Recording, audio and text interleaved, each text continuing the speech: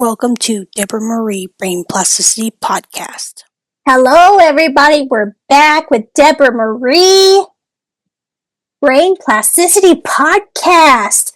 And today we are streaming on Zoom because, Deborah, do you want to tell them where you're at right now? Yes, you can tell how red I am. I must be in Florida. I'm in Panama City Beach, Florida. And I had made this reservation for February. And then I had an MRI, and then I had to postpone it. And then when I postponed it, it was the week that I was going to Cleveland Clinic. And so then I had to postpone it again. And so, it's life. And I call it my adventures and stuff. But if I didn't have this wonderful lady called Valerie Root, I don't know what I would do in my life, because she gives me so much fun and so much laughter and stuff. But getting off that, I'm trying to figure out a song I can sing. But right now, I don't really have a great voice, so maybe y'all want to hear me talk. Today, I want to talk a little bit about Johnny Depp's art. Somebody came on and on Facebook and asked me a little bit about my art and how unforgiving it may be, and that it's 14th century art, which I don't do that particular kind, because to me that one's really complex. But then again, mine is complex. But anyway, I want to show a piece that I have here that I've shown before on a reel, and you're going to go, all right, what does she have there? Well, I don't want to put in the total details of it, but this is a topo map. And the green that is dark, that means it's very, very heavy bush. The lighter green is trees with some bush. And then there's some blues that's water, of course. And then what's interesting, and this is where I got too much into it, and I had to make myself stop, is because of a topo map, and it has brown lines, is really supposed to talk about elevations and things like that. Well, I didn't want to put in elevations, because then I'd have to have a bigger sheet, and then we're like, this is going to cover the whole art piece. So what I did is go ahead, and I did put some brown, and I did put some elevations, and I went, well, what's the purpose of all of this? People may not know what military does with a topo mat, and or what a topo mat is, but of course it's the elevations and movement of the land. And so I have here, which I've said before, boots on the ground, but I have FOE, which is foe, which is your enemy. Okay. These guys can come down a trail that's secret, they do it all secret. And then that's boots on the ground. And then they would be able to know where the enemy is, And so can you tell that when I was a little girl, I did play Army? Okay. Yes. So then after that, they could bypass that. I have a trail here to where they wouldn't get close to the enemy, and they would come, and there would be some paratroopers that would drop down. So you have some that would be on the ground in the equipment, and then you would have some that drop down, or maybe they want to drop down equipment in this valley area. So then they all meet up in this trail right here. And if they need to get water, they'd send somebody up to the ridge up here. It's not real high ridge. And then there's some water they can get, some fresh water, they hope. Or else they've got ways to purify water. And then as they move around, they meet the other parachuters that come out of the planes and everything. Because, gotta talk about two more people. One guy's here. He's a special ops. It may not be one guy, maybe just several of them. Okay? They're going to be up here watching the whole area because they can go for miles and miles and shoot. You know, they're not Deborah, just a little 2 feet, you know, and with a BB gun or a water gun.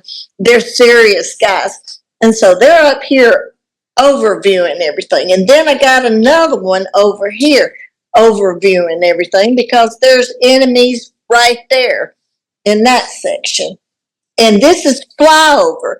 And the flyover is for the jets to look and see if there's anybody by body movement in there, by getting their heat off their skin and stuff. So did I go down the rabbit hole, Valerie? Just a little bit, but it's okay because you're doing a great job of explaining this. Okay.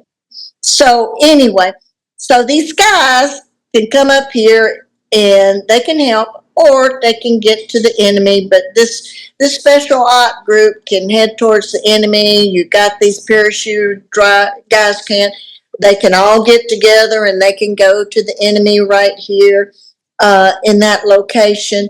And so, but I wanted to develop where it would be not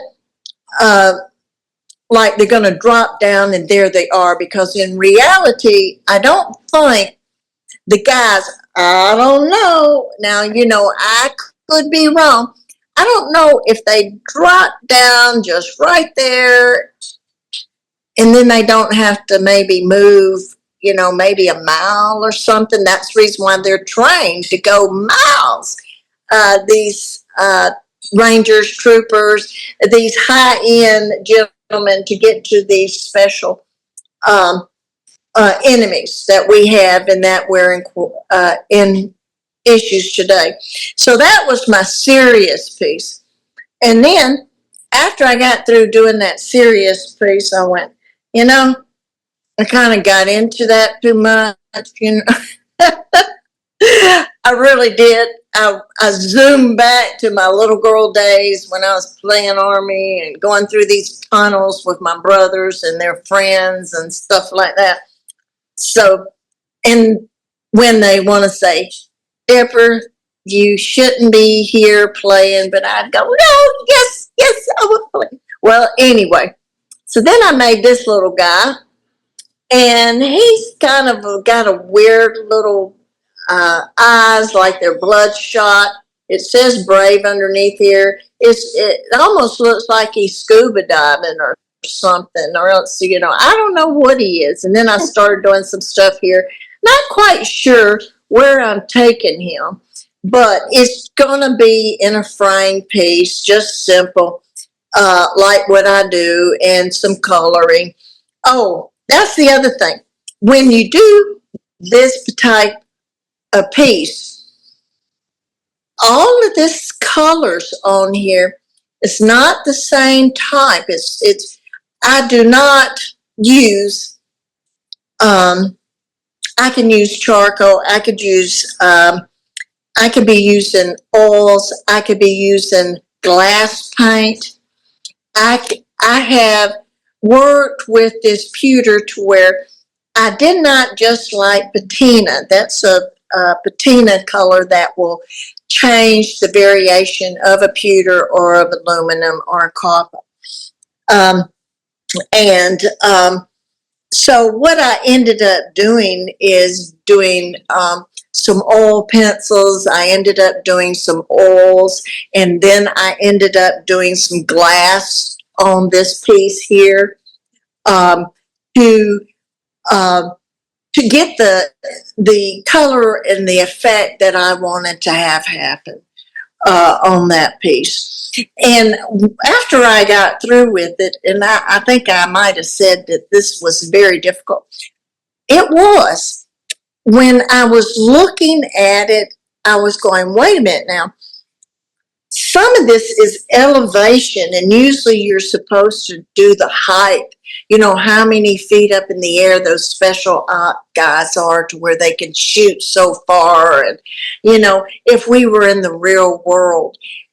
And then I thought of Valerie, Deborah, going down the rabbit hole again, thinking too much about, all this stuff when it's an art piece. And I don't have to go into that much detail. It's my interpretation of what a topo map would be and an excursion of possibly that we, as the United States of America, who are going on our Memorial Day for the ones we have lost, and God bless you for their service, and also the families that have missed them all these years. I'm very much patriotic, always have been, and over my 70 years, who wants to tell their age? I forgot. You got to cut that out. Okay. Over my life, I started thinking about how I've always had military friends. My best friend from high school, and then she married a wonderful friend, and then unfortunately, he was in the ops, and but unfortunately, he came up real fast, and he got the bends, and he passed after he retired. And then I had a friend, many, many years, who was older than me, who had a husband who was a Vietnam veteran, which was the most, I remember it, the most horrible time to be coming home from a war. People did not like you at all. And I have read stories on Facebook in Vietnam is that young men had to get off the plane and run into the bathroom and put a suit on or put a shirt and pants on, because if they came out into the world from the airport, people would throw rocks at them and do other stuff. It was a really terrible time. People did not appreciate their service and what they were doing and how they had risked their lives. And then the other thing is I want to mention, and I have a new little setup. I got me a little camera, and I'm going to be doing a few little of my own videos and putting them out there. But I did one, well, I don't put them out there. Valerie does, because she's very good at it. It's that, aren't you, Valerie? I tried. Yes, yes. And then she goes, Deborah, did you send me that picture? So, see, I have to go back and go, oh, I thought I did. Well, anyway, so, but I'm walking down and I'm showing the ocean and I'm talking about a few things here and there and about how some people may, and it happened at my work, think I was an alcoholic because my hours are odd, think that I was lazy when this sickness started happening. It was gossip. It was terrible gossip. Even now, I'm in several women's groups, and I know sometimes they're wondering, wonder why she doesn't show up. And I was walking down the beach and I was thinking about how blessed I was to be there, how blessed I was to be able to be at the ocean and be able to see it and be able to get up and be able to be in the sun. And people take it for granted that they can run down here and be normal and be able to play and have their kids and all that stuff. So then here I go, and I have my sticks with me because I use these sticks to stabilize me in some things. And so, man, a wave comes. And back in the day, this tells you how I have not been at the ocean for a while. I knew how to turn my body, and when a big wave comes and stuff like that, I wouldn't be hit. Well, this one, put me down, and you really weren't supposed to be, and I didn't think I was that close to the water, and it took me down. If I did not have those sticks in my hand, pushed them down, I would have went out with the tide and back. And I know how to do that. If it takes me, I know how it just, don't panic and, bring yourself back and stuff like that and everything. But I also realized I'm older and it would be a lot harder to do that flip. So God gave me a blessing that day that He let me stay, and I pushed those things down. And I got up, and this young man came running over to help me, and I was up, and he says, "Are you all right?" And I says, "Yes, I'm fine." I says, "That just came right into the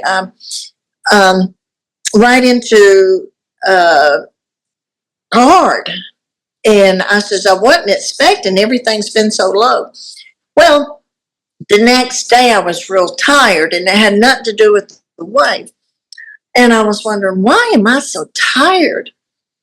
So I don't Google, I don't do AI. I go into some serious medical data and try to figure out, of course, I go to Cleveland Clinic's information. I'll go to John Hopkins. They have some good information. I'll go to, there's this thing called PubMed, and I'll go to other top hospitals for neural and Fraser. But what I came about is I found out my hemiplegic migraine that I talk about, and it has nothing to do with having the brain injury. It's just with that sun, it causes it to misfire in that type of heat. And I did not know that. It's been a couple of years, and I remember I was tired then the next day, but I didn't put the two together this time because I guess I was by myself and walking around everywhere and enjoying myself, meeting people. I tried to get somebody to be on my pod, but anyway, they got shy. They said, "We're going to be on film?" And I says, "Yes, y'all are so cute." And then one of them went, "We're not going to be on film." And so anyway, recruiting on the beach. So anyway, the point I wanted to make is that, so I was like, misfiring. So then I went, okay, I got trigeminal neuralgia. And so I looked that one up. And come to find out, with the two, one of them's misfiring, and the other one, even though I've had Gamma Knife on that trigeminal nerve, it's still there. And that trigeminal nerve was lighting up with that intense sun. And I thought, what did I do wrong? I go out in the sun. Well, one thing, I live in Kentucky. That's one thing that's wrong. I'm kidding. I'm kidding on that. But anyway, I really love the warmth and stuff. So if you got a place south for me to come and want to invite me, I'd love to come again. But come down here again. But the thing is that I found out is I had my dark sunglasses on. As I was reading and doing my research in here, I should have had, and some of y'all see me with my blue glasses on, which is a lighter blue, but I have a very dark blue glass. And I should have had those on because that would have filtered that misfiring on the migraine. And that's why I've never noticed it before, because usually I wear my dark blue glasses. That would not have prevented the Gamma Knife from getting the heat from the sun. It just wouldn't have been intense because the hemiplegic on the right face and all, we're talking about a whole gamma nerves that cause the hemiplegic cause all your nerves on the side of your face is what is active. And so that, if it helps anybody, if you have any kind of cluster migraines or any kind of serious migraines and you find yourself tired after being out on the beach, get some dark blue sunglasses or get some blue sunglasses. And everybody has to find their color sometimes, but this particular migraine, cluster migraines, and clusters go all the way across, or if you have those severe ones across your head, look into that because I think it'll help you. And this is Deborah Marie. I didn't tell you that in the beginning. I'm the brain plasticity person. 17 years, have had a lot of work with a lot of doctors, guinea pig, a lot of things. Unfortunate, a brain injury through a doctor guinea pigging me, but that's the way it is. Then the other thing I want to talk about, I got a new website coming out.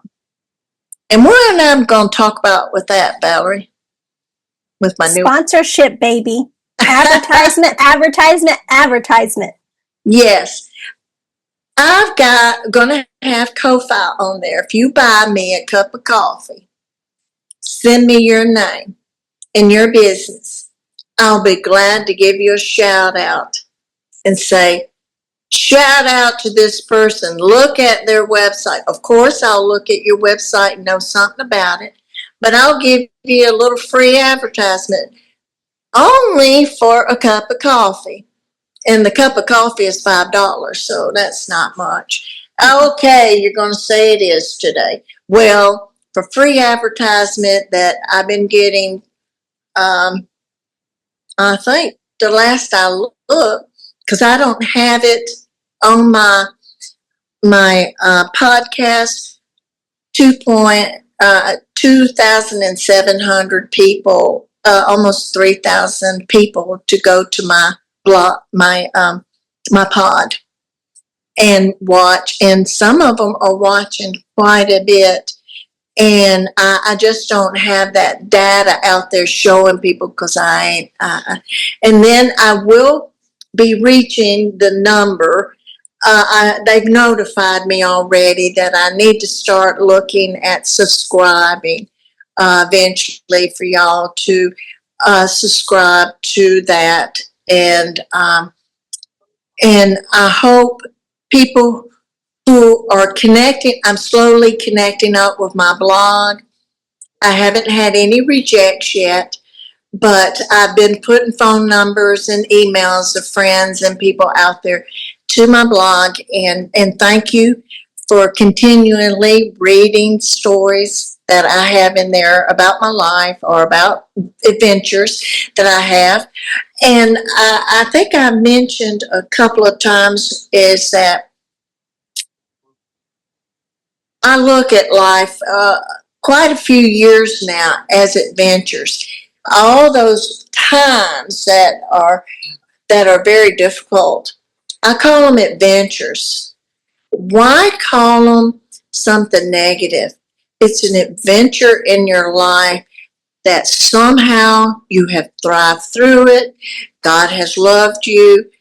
Your higher power has loved you. Whatever in your heart has loved you to help you get through that adventure. Okay? So I'm going to end tonight saying Deborah Marie loves you. And she does.